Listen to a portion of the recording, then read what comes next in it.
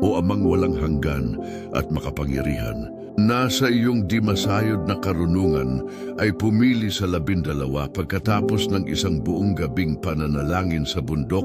Pinagninilayan ka namin ng may malalim na pagsamba. Kinikilala na ang bawat bukasyon ay nagmumula sa pagiging malapit sa iyo.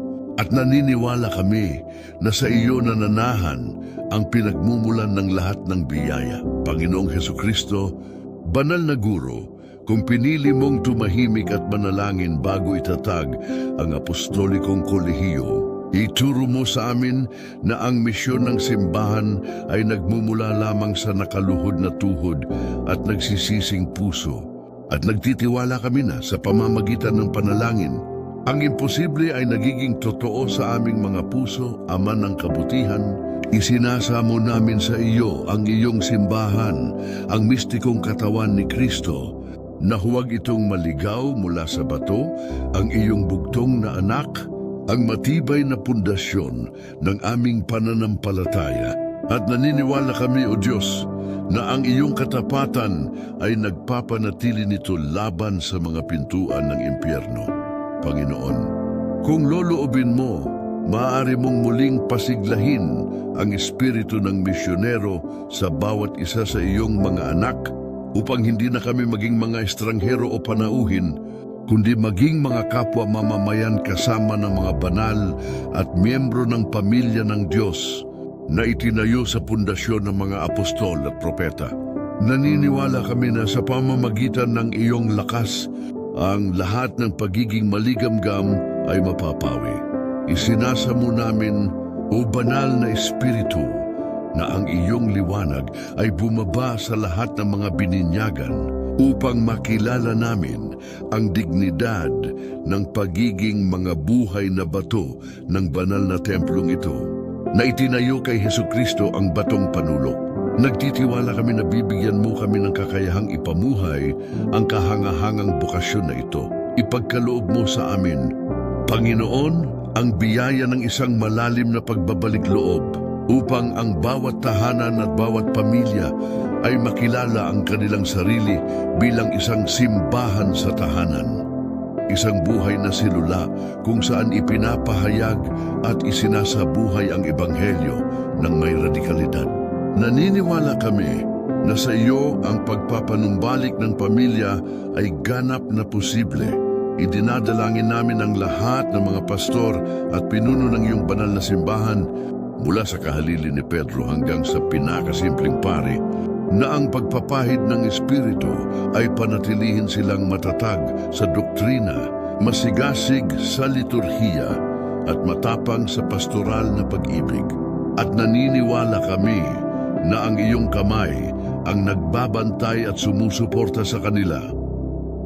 Idinadalangin namin ang mga tinawag sa isang partikular na ministeryo sa loob ng komunidad ng simbahan upang sila ay maglingkod ng may kababaang loob at pagiging walang pag-iimbot bilang tunay na instrumento ng iyong kapayapaan at pagpapatibay. At nagtitiwala kami na ang iyong biyaya ay sapat para sa kanilang mga kahinaan.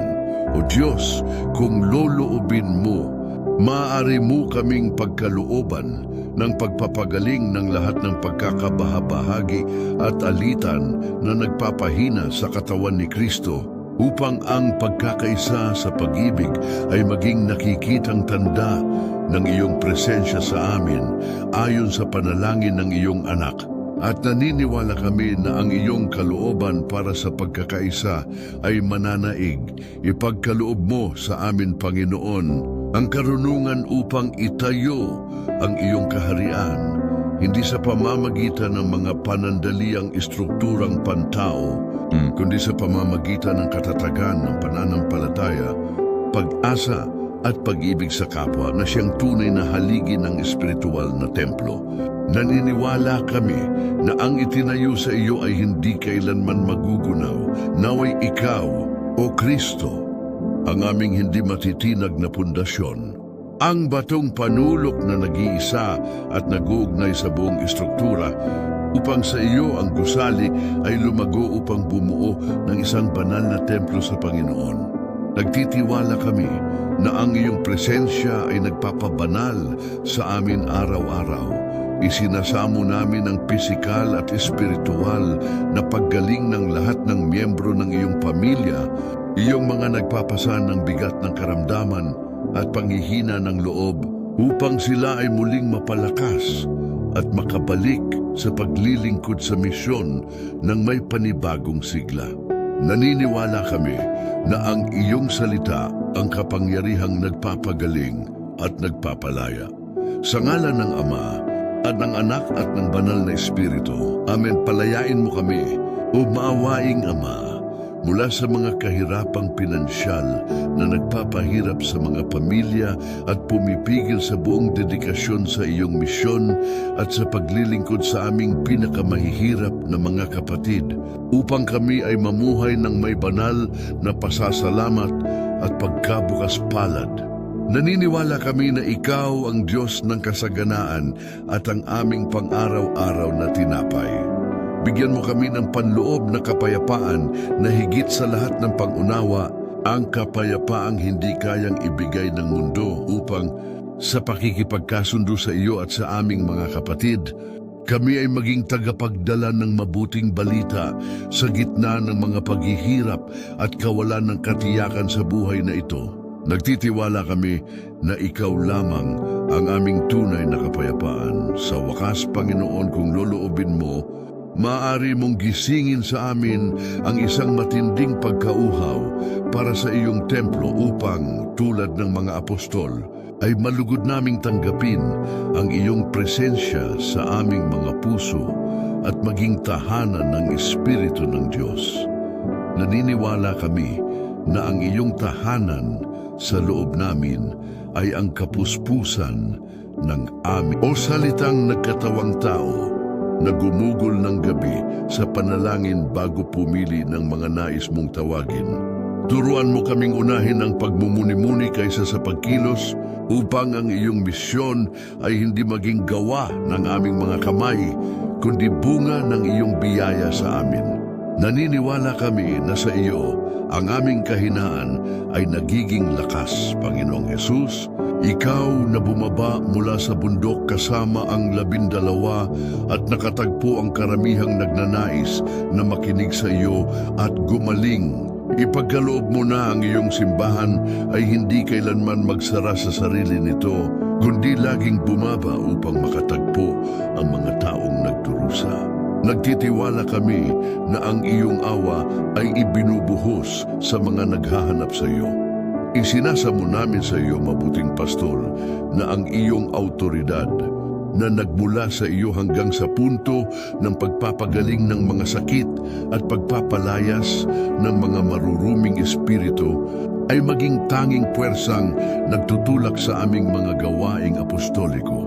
At naniniwala kami na ang lahat ng pagpapagaling at pagpapalaya ay nagmumula lamang sa iyong kabanal-banalang pangalan. Panginoon, kung loloobin mo, maaari mo kaming pagkalooban ng biyaya upang maging mga alagad ng malalim na panalangin na tumutulad sa iyong pag-urong sa bundok bago ang anumang mahalagang desisyon, upang ang aming mga pagpili sa misyon ay laging inspirasyon ng kataas-taasan.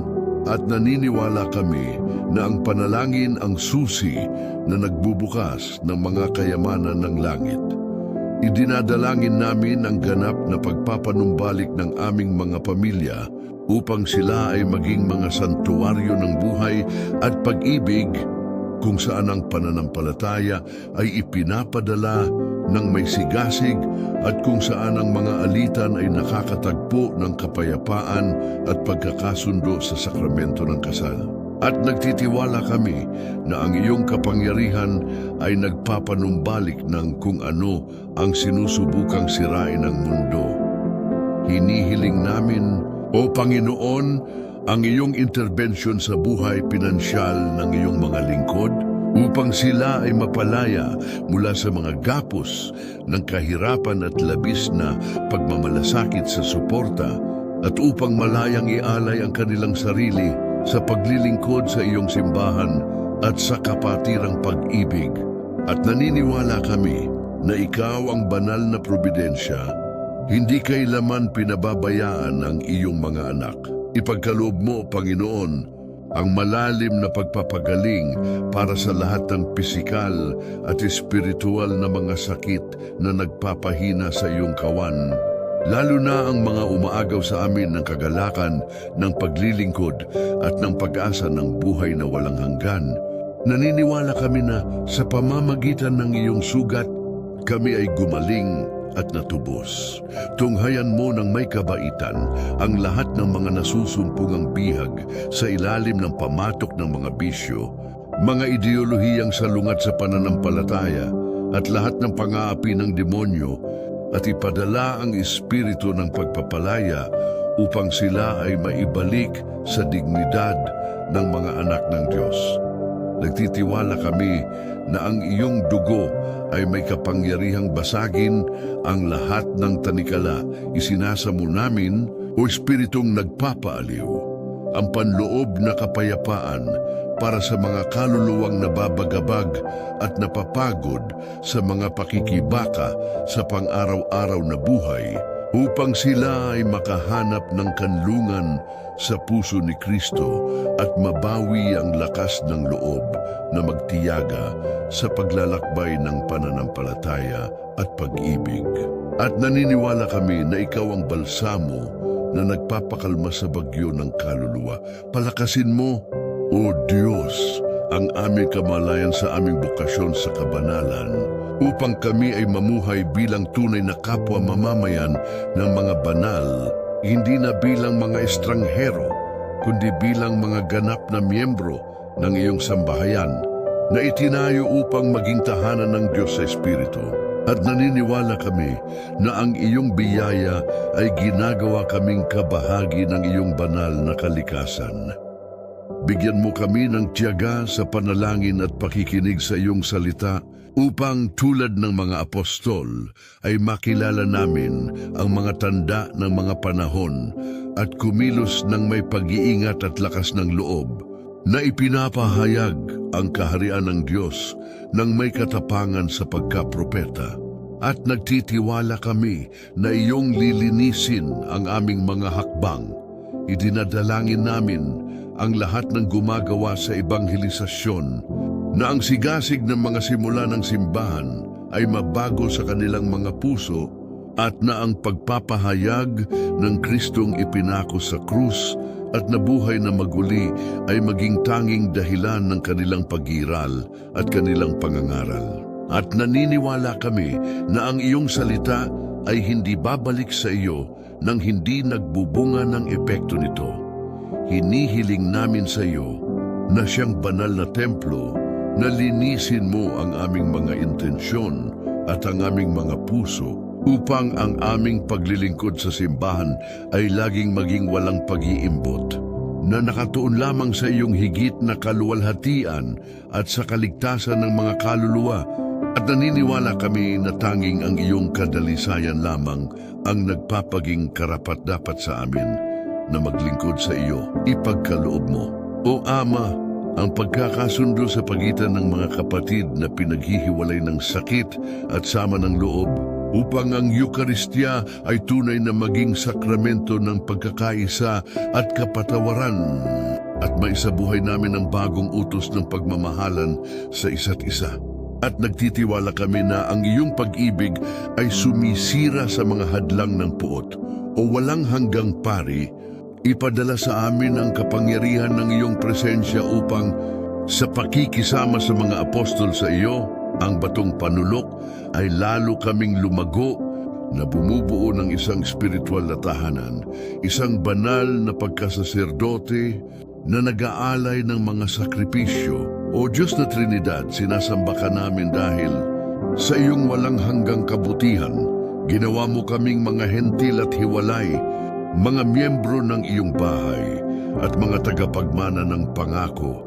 At kinikilala namin na ang lahat ng aming pag-asa at ang aming buong pagkatao ay nakabatay sa iyong awa. Panginoon, kung loloobin mo, maaari mong iukit sa aming mga puso ang katotohanan na kami ay mga templo ng banal na Espiritu upang kami ay mamuhay ng may nararapat na paggalang sa iyong matalik na presensya.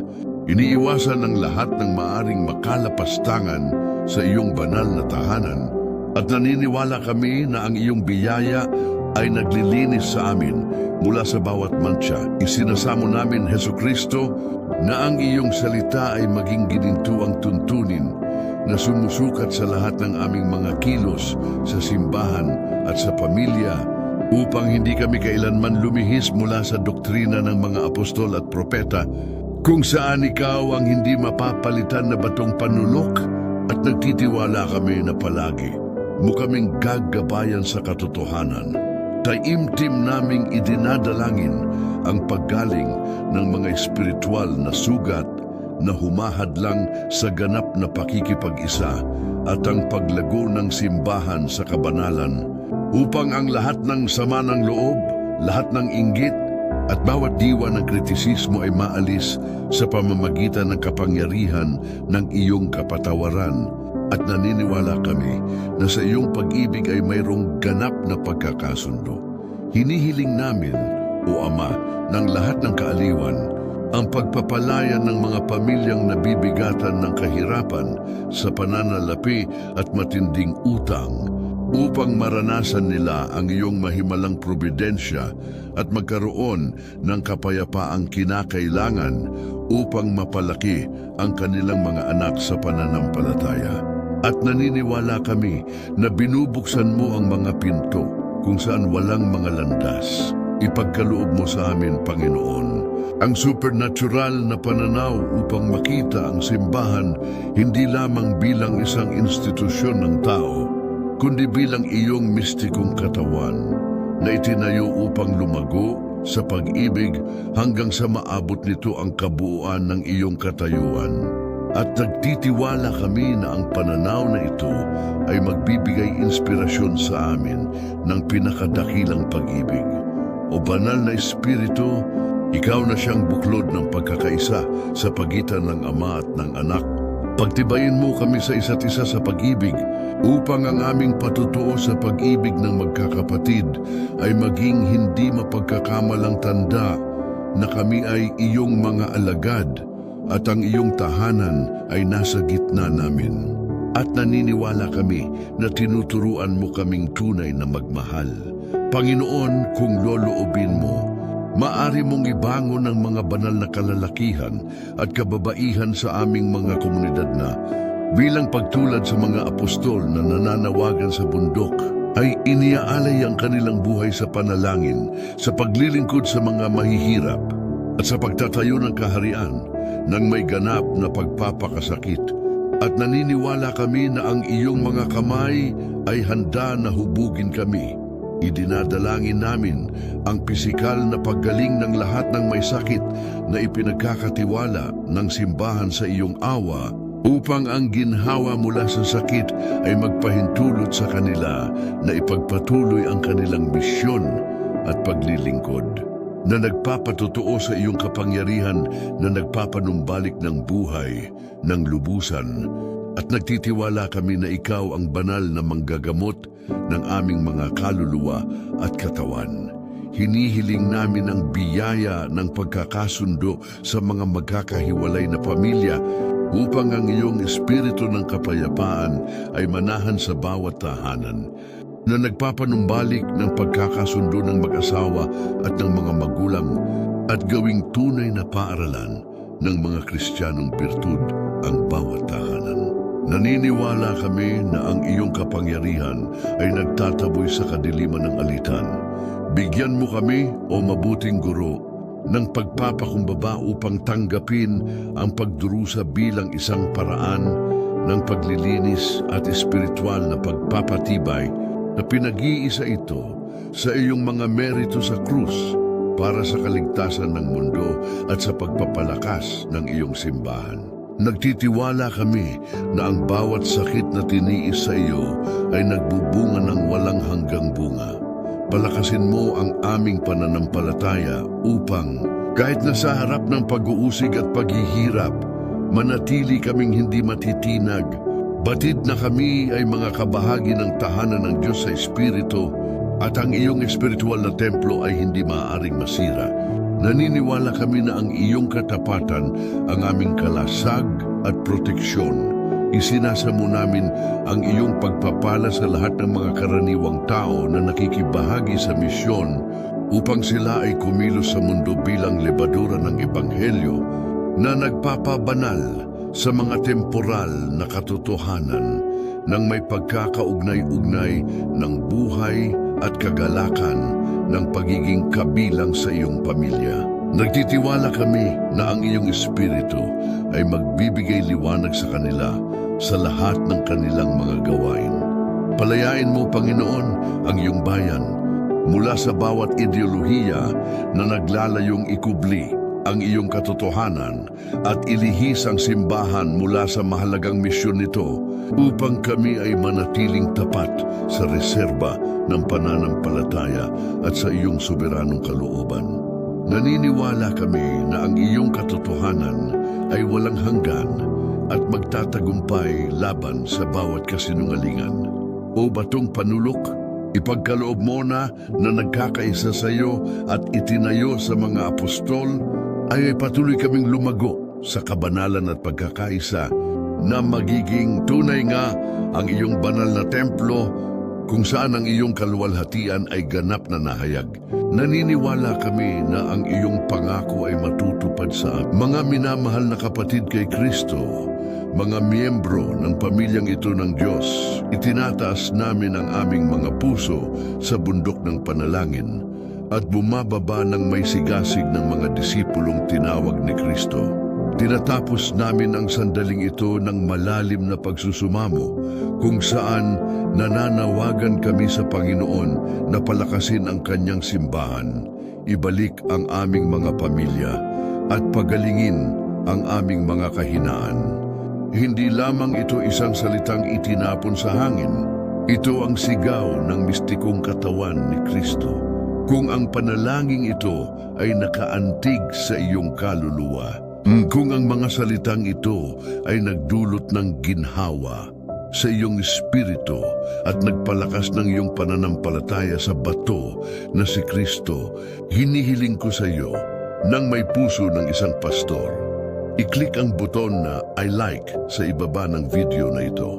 Ang simple at maingat na kilos na ito ay napakahalaga dahil kinikilala ng algorithm ng mga digital platform ang iyong pagsang-ayon at sa gayon, ang panalangin ito ay umaabot sa iba pang mga kapatid na sa mismong sandaling ito ay naghahanap ng kanlungan, isang salita ng pananampalataya at liwanag sa kanilang mga paghihirap. Sa pamamagitan ng pag-like sa post na ito, ikaw ay nagiging isang maliit na digital evangelista na tumutulong sa pagpapataas ng tolda ng panalangin na ito para sa mas uhaw na mga kaluluwa. Huwag mong itago ang biyayang ito sa iyong sarili. Ibahagi ang panalangin ito. Ipadala ito sa iyong pamilya, sa mga kaibigang nangangailangan ng banal na interbensyon, sa mga grupo, sa komunidad ng iyong simbahan, sa iyong mga social network. Tandaan ang Ebanghelyo na nagtuturo sa atin na huwag maglagay ng liwanag sa ilalim ng takalan. Maging instrumento ng Diyos, dala ang mensahe na siya ang sulok na bato ng ating buhay at ng ating simbahan. At ngayon, taglay ang kumpiyansa ng mga nakakaalam na sila ay dinirinig ng Ama. Iwanan ang iyong kahilingan sa panalangin sa mga komento. Huwag mag-atubiling ipahayag ang iyong sakit, ang iyong pagsusumamo para sa paggaling, para sa pinansyal na paglaya, para sa kapayapaan sa iyong tahanan o para sa isang imposibleng biyaya. Ang espasyong ito ang ating digital na altar ng pamamagitan. At upang maging mas makapangyarihan ang iyong gawa ng pananampalataya, iminumungkahi kong magkomento ka sa sumusunod na parirala bilang isang gawa ng pagsuko at makahulang tiwala. Panginoon, kung nais mo, mapagaling mo ako at maibabalik ang aking pamilya at naniniwala ako na sa pamamagitan ng iyong salita, matutupad ang aking misyon. Panghuli, kung hindi ka pa bahagi ng aming pamilya ng pananampalataya, mag-subscribe sa channel na ito at iyon ang mga notification. Sa pamamagitan ng pag-subscribe, tinitiyak mong hindi ka makakaligtaan ng kahit isang sandali ng aming espiritual na paglalakbay. Ang channel na ito ang iyong permanenteng tolda ng panalangin, ang iyong espiritual na kanlungan sa internet, isang lugar kung saan ang salita ng Diyos ay ipinapahayag ng tapat at ang liturhiya ay nararanasan ng malalim. Dito hinahangad naming sama-samang itayo ang tahanan ng Diyos sa Espiritu. Humayo kang payapa. Ang Panginoon ay tapat sa mga humahanap sa Kanya. Ang Kanyang katapatan ay hindi mabibigo. Tanggapin ngayon ang pagpapala ng batong panulok si Kristo. Ang tagumpay ay sa iyo na sapagkat siya na nangako ay karapat-dapat sa lahat ng ating papuri. Amen.